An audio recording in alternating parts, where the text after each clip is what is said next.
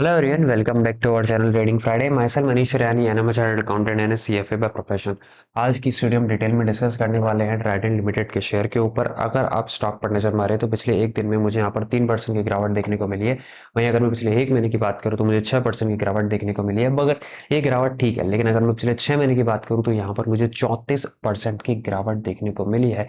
ये स्टॉक लगभग 30 से 40 रुपए के आसपास का था आज से 6 महीने पहले, जो अब गिर के 24 रुपए का हो चुका है। तो प्रॉब्लम उन लोगों के लिए है जिन्होंने इसको 40 रुपए पर 30 रुपए के भाव पर खरीद लिया था और अब वो स्टॉक में अटक चुके हैं। उनका जानना ये होगा उनको कि अब ये स्टॉक में अब क्या करें, कैसे निकले इस स्टॉक से, अगर स्टॉक में लॉस हो गया है तो उस लॉस को कैसे रिकवर करें, और सबसे इंपॉर्टेंट ये स्टॉक का वापस ऊपर जाएगा या नहीं जाएगा। तो वो सारी चीजें डिटेल में डिस्कस करेंगे, लेकिन उससे पहले एक छोटी सी रिक्वेस्ट, अगर आपने हमारे चैनल ट्रेडिंग फ्राइडे को अभी तक सब्सक्राइब नहीं करा है then please make sure to subscribe our channel and press the bell icon as well, ताकि ऐसे इंपॉर्टेंट अपडेट आप कभी मिस ना करें।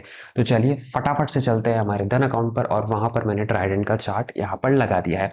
अब आप देखेंगे तो यहाँ जो मैं एनालिसिस करूंगा सिंपल ट्रेंड लाइन के बेस पर एनालिसिस करूंगा। जो हमारे वीडियो रोज देखते हैं उनको पता होता है, हम जो फॉलो करते हैं ट्रेंड लाइन फॉलो करते हैं। हम कोई भी इंडिकेटर यूज नहीं करते, कोई हाई चीजें यूज नहीं करते, हाई फाई चीजें हम यहाँ पर यूज नहीं करते, बिल्कुल सिंपल प्लेन चीजें यूज करती हैं। और मैं आपको बोल दूं सिंपल प्लेन चीजें मार्केट में काम करती हैं।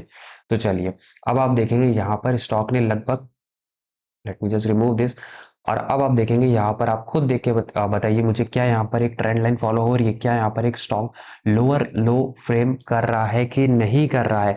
अगर कर रहा है तो मुझे कमेंट में यस कीजिए, हाँ यहाँ पर हमें लोअर लो फ्रेम होता हुआ देखने को मिल रहा है। अब अगर आप सिंपल ट्रेंड लाइन को जानेंगे तो ट्रेंड लाइन में स्टॉक ट्रेंड लाइन में ऐसे ऊपर जाता है, फिर यहाँ पर बीच में सपोर्ट लेता है, और सपोर्ट लेने के बाद वापस से डिसाइड करता है कि क्या मैं यहाँ से डाउन ट्रेंड में जाऊं या फिर मैं यहाँ से अप ट्रेंड में जाऊं। अब आप ट्राइडेंट का चार्ट वापस से देखेंगे तो आपको सिंपल उसी मेथड में फॉलो होता हुआ ये चार्ट दिखेगा। स्टॉक लगातार यहाँ से डाउन ट्रेंड में जा रहा था, उसके बाद स्टॉक ने यहाँ पर रेंज बनाई है, और अब उस रेंज में ये डिसाइड करेगा कि मैं यहाँ से ऊपर जाऊं या यहाँ से नीचे जाऊं। अब क्वेश्चन आता है कि हमें कैसे पता चलेगा कि ये रेंज कब आने वाली है। हो सकता है ये स्टॉक और नीचे चला जाता उसके बाद रेंज में आता, लेकिन ये स्टॉक यहीं पर रेंज में क्यों आया, तो इसके लिए आपको देखना होता है पुराना सपोर्ट क्या था, पुराना रेजिस्टेंस क्या था अगर अप ट्रेंड में है तो। अब क्योंकि ये डाउन ट्रेंड में था तो हमें देखना होगा पुराना सपोर्ट क्या था। तो आप देखेंगे इस लेवल पर लगभग 25 रुपए के लेवल के आसपास 28 मार्च 2023 को इसने बाउंस करा था। इस कारण से ये इसी लेवल पर आया और इसी लेवल पर इसने रेंज में आना शुरू करा।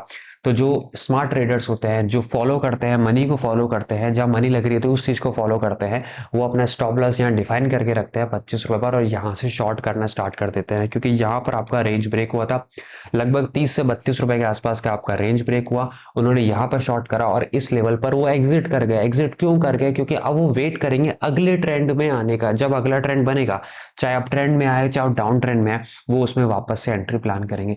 अगर मैं थोड़ा सा चार्ट में और पीछे जाऊं तो यहाँ पर इस लेवल ने एक टाइम पर एक रेजिस्टेंस का काम करा था 22 सितंबर 2021 के आसपास, और वो इसने ब्रेक करा। उसके बाद ये स्टॉक वापस नीचे आया, फिर यहाँ से सपोर्ट लिया, और फिर अभी तीसरी बार यहाँ पर आया है। अब मैं आपको बहुत बार समझा चुका हूँ, मैं बिटकॉइन में भी आपको यही चीज बोल चुका हूँ कि जब भी कोई भी स्टॉक ऐसे रेंज में होता है, ऐसे रेंज में होता है, कोशिश करता है ऊपर जाने की नीचे जाने की, अगर वो दो बार में सफल नहीं हो पाया तो अगर वो तीसरी बार में, मैक्सिमम चौथी बार में भी जा सकता है, लेकिन अगर तीसरी बार में सफल नहीं हो पाता है तो उसके केस में वो सीधा ऊपर जाता है। तो इसके केस में, अब ट्राइडेंट के केस में क्या होगा, अब आप देखेंगे ट्राइडेंट ने ऑलरेडी दो बार यहाँ पर ट्राई कर लिया था, और अगर मैं छोटे से टाइम फ्रेम पर जाऊं तो यहाँ पर एक बार ट्राई कर चुका है, यहाँ पर दूसरी बार ट्राई कर चुका है।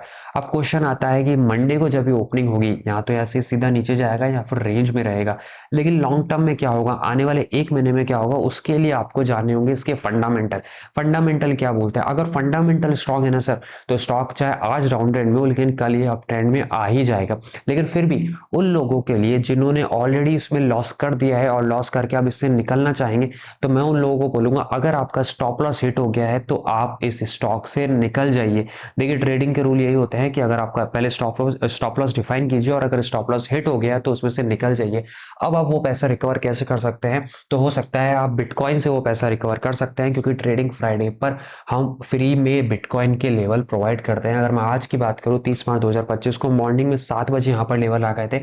आज का बिटकॉइन में रेजिस्टेंस है 23 83,487 का, सपोर्ट 621 बहुत ही सिंपल है। जैसे ही रेजिस्टेंस ब्रेक करना है आपको बाय साइड में लेनी है, सपोर्ट ब्रेक होगा आपको शॉर्ट साइड में एंट्री लेनी है। आप इस चीज को, इस पर्टिकुलर सेटअप को बैक टेस्ट भी कर सकते हैं कि क्या पिछले एक महीने में अगर मैं बिटकॉइन में ये सेटअप फॉलो करते हुए एंट्री लेता तो ब्रोकरेज हटाने के बाद, let me just set the brokerage as well, brokerage हटाने के बाद, क्योंकि काफी लोगों को क्वेश्चन आता है कि सर बिटकॉइन में काफी ज्यादा ब्रोकरेज होती है तो लॉस होता हो जाता है, इसमें नेट लॉस होता है। तो अगर आप ब्रोकरेज हटाने के बाद, let me just make it by, दोनों साइड में एंट्री आती है, बाय साइड में भी एंट्री आती है, सेल साइड में भी एंट्री आती है, तो आप देखेंगे यहाँ पर मुझे 264% का प्रॉफिट देखने को मिला है। वहीं अगर मैं शॉर्ट साइड को ऐड कर दूं जिसमें मुझे नेगेटिव में रिटर्न देखने को मिला था, तो कंबाइन वे में मुझे यहाँ पर 200% का रिटर्न देखने को मिला है और प्रॉफिट आफ्टर ब्रोकरेज 404 आया है। जो ब्रोकरेज है केवल 85 ही आई है। ब्रोकरेज कम क्यों आई है? क्योंकि हमारी नंबर ऑफ एंट्रीज काफी ज्यादा सर कम होती है। नंबर ऑफ ट्रेड्स देखेंगे केवल 10 ट्रेड है, एक महीना हमने ट्रेड करा लेकिन नंबर ऑफ ट्रेड्स हमारी केवल 10 आई। यही खास बात है इस बिटकॉइन की कि आपकी ट्रेड्स लिमिटेड होती हैं, इसके कारण से आपका ब्रोकरेज हम कम से कम लगवाते हैं। जो सरकार के पास होता है, जो डेल्टा एक्सचेंज है, उनके पास पैसा कम से कम जाता है। तो अगर आप लॉस रिकवर करना चाहते हैं तो आप हमारे इस ऑफर को ले सकते हैं। केवल 5 दिन का ही, मैं वापस बोल देता हूँ, केवल 5 दिन के लिए आपको सॉफ्टवेयर फ्री मिलेगा, उसके बाद ये सॉफ्टवेयर पेड हो जाएगा। तो मेक श्योर कीजिए आप कमेंट करके करें ताकि हम आपका रीच आउट कर सके और आप भी हमें व्हाट्सअप मैसेज कर सकते हैं अगर आपको ये सॉफ्टवेयर लेना हो तो। अब वापस चलते हैं ट्राइडेंट लिमिटेड के फंडामेंटल पर, क्योंकि लॉन्ग टर्म में क्या क्या डिसाइड करेगा, लॉन्ग टर्म डिसाइड करता है आपका फंडामेंटल। तो अब मार्केट कैप की बात करूं तो 12,000 के आसपास है, मार्केट में लीडिंग है इस टाइम पर 12,000 की कैपिटल के हिसाब से। स्टॉक पीए 42.2 है। ये मैं नेगेटिव पॉइंट बोलूंगा, क्यों नेगेटिव बोल रहा हूँ बाद में बताऊंगा। ROC 10%, ROE 8%, book value 8.41, current price 824 के आसपास, लगभग 1:3 का रेशो चल रहा है। ठीक है, चार्ट हमने ऑलरेडी डिस्कस कर चुके हैं। अगर मैं प्रोज की बात करूं तो कंपनी ने डिविडेंड पे आउट का हेल्दी है, मतलब कंपनी अगर 1 रुपया कमा रही है तो आपको लगभग 38% के आसपास का डिविडेंड पे आउट कर रही है। लेकिन कंपनी की जो सेल्स ग्रोथ है पुअर है, कंपनी का रिटर्न ऑफ इक्विटी पुअर है। अब मैं पीयर कंपैरिजन की बात करता हूं। देखिए ट्राइडेंट मार्केट कैप के हिसाब से 12,368 के आसपास सबसे ऊपर है इसकी मार्केट कैप, लेकिन जिसका स्टॉक पीए 42.18 है। वहीं जो सेकंड नंबर पर आ रही है आपकी वर्धमान टेक्सटाइल, सेकंड नंबर पर जो आपकी वर्धमान टेक्सटाइल आ रही है उसका पी अगर आप देखेंगे मात्र 13.5 है। और अगर मैं मार्केट कैप की बात करूं तो 11,426 से तो ज्यादा फर्क बचा नहीं है सर। नेट प्रॉफिट की बात करूं तो 211 है वर्धमान का, वही ट्राइडेंट का 80 है। क्वार्टरली प्रॉफिट वेरिएंस की बात करूं तो 31% पॉजिटिव वेरिएंस है वर्धमान में, जबकि ट्राइडेंट में -26% है। सेल्स की मैं बात करूं तो 2465 करोड़ का सेल्स ने दिया है, जबकि ट्राइडेंट ने केवल 1667 करोड़ का सेल्स में हमें सेल्स दी है। क्वार्टरली नेगेटिव में है और जो सेल्स वेरिएंस है, और यहाँ पर वर्धमान की बात करूं, चारवेन की बात करूं, इनका पॉजिटिव है। तो हर एंगल में पीयर ने इनको पछाड़ दिया है, चाहे मैं पीई की बात करूं, चाहे मैं नेट प्रॉफिट की बात करूं, चाहे क्वार्टरली प्रॉफिट की बात करूं। और यही कारण है, देखिए यही कारण है ये स्टॉक लोअर लो बनाता हुआ आ रहा है। अब आगे लोअर लो बनाएगा कि नहीं बनाएगा, ये इसके अगले जो क्वार्टर के रिजल्ट है जो अप्रैल में या मई में आने वाले होंगे, उससे हमें पता चलेगा कि अब एग्जैक्टली स्टॉक का फ्यूचर क्या होगा। ज़्यादा डिटेल में नहीं जाता हूं क्योंकि वीडियो लंबी हो जाएगी, क्योंकि आपको मोटा मोटी पता चल चुका है सेल्स में हमें नेगेटिव ग्रोथ देखने को मिली है, प्रॉफिट ज़्यादा कुछ है नहीं, वहां भी हमें इतनी बढ़िया ग्रोथ देखने को मिली नहीं है। अगर मैं शेयर होल्डर पैटर्न की बात करूं तो प्रमोटर के पास सबसे बड़ा स्टेक है, वो एक पॉजिटिव चीज़ है। एफआई ने थोड़ा बहुत विश्वास दिखा रखा है। डीआई यानी जो म्यूचुअल फंड है इनके पास ज़्यादा कुछ है नहीं, पब्लिक के पास 22% का हिस्सा है, तो पब्लिक ने भी लगभग जो सेम रेशो है वो मेंटेन करा हुआ है। अगर कुछ नए अनाउंसमेंट देखो तो 2 अनाउंसमेंट आए हैं इनके पास। एक तो सोलर पावर प्लांट में इन्होंने कैपेसिटी को बढ़ा दिया है, लगभग थोड़ा बहुत कैपेसिटी को बढ़ाया 11.02 से, तो ये एक पॉजिटिव न्यूज़ है।